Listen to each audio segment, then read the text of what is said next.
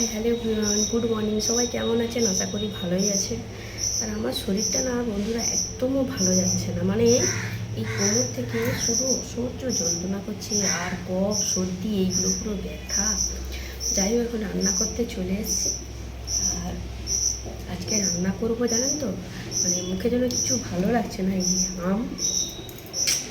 আম খেতে কারা কারা ভালোবাসেন। আজকে রান্না করব মুসুরির ডাল দিয়ে টক ডাল করব, আর আলু ভাতে মাখবো। আর কিছুই রান্না করব না, ভালো লাগছে না। আর এমনিতে এত গরম, তো ওই জন্য অসহ্য লাগছে জানেন তো। টক নাকি জানি না, হাফ আম দিয়ে টক করবো। বেশি টক দিলে না আমার বাবা খেতে পারে না, হাফ হলেই হবে। এই দেখুন, চা দিয়ে মুড়ি নিয়েছিলাম, খেতেই পারিনি, ফেলে দিয়েছি। খেতে ইচ্ছে করছে না, ভালো লাগছে না যেন, কিছু যেন মানে কী যেন অস্বস্তি বোধ লাগছে। যাই হোক, আমটা কেটে নিয়েছি, আর আলুটা কেটে নিই। পেঁয়াজ লঙ্কা ভাজা করে আলু ভাতে মাখবো, আর টক ডাল দিয়ে করবো। আর আমার বড় ছেলে এই দিয়ে খেয়ে নেয়, আর ছোটো ছেলে তো মাছ মাংস ছাড়া খেতে চায় না। ও দাদা কালকে মাংস নিয়ে এসে নিজে রান্না করছিল ভাইয়ের জন্য, আর তার ভাইয়ের জন্য কিছুটা মাংস আছে, মনে হয় 2-3 পিস।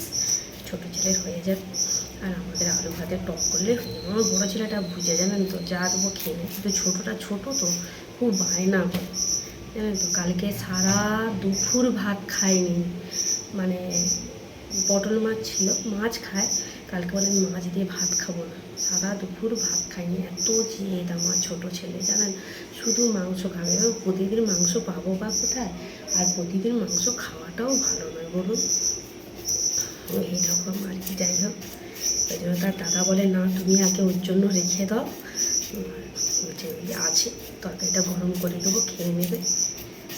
এখন এই যে রান্না বসে দিয়েছি, ও দাদু ডাকছে, রেশন ধরতে যাবে। আগে আমি রেশন ধরতে যেতাম, কিন্তু এই যে কোমর ভেঙে যাওয়ার পর তো বেশিক্ষণ দাঁড়াতে পারি না, আর মানে জ্বর হয়ে যাওয়ার পর না শরীরটা যেন আরও খারাপ হয়ে গেছে। ও যাবে, রেশন ধরতে যাবে, ওই জন্য দাদু ডাকছে। রূপগুড় রূপগুড়, আমার বড় ছেলের নাম রূপ, আর ছোটো ছেলের নাম দীপক, দেখছেন ডাকতেছে।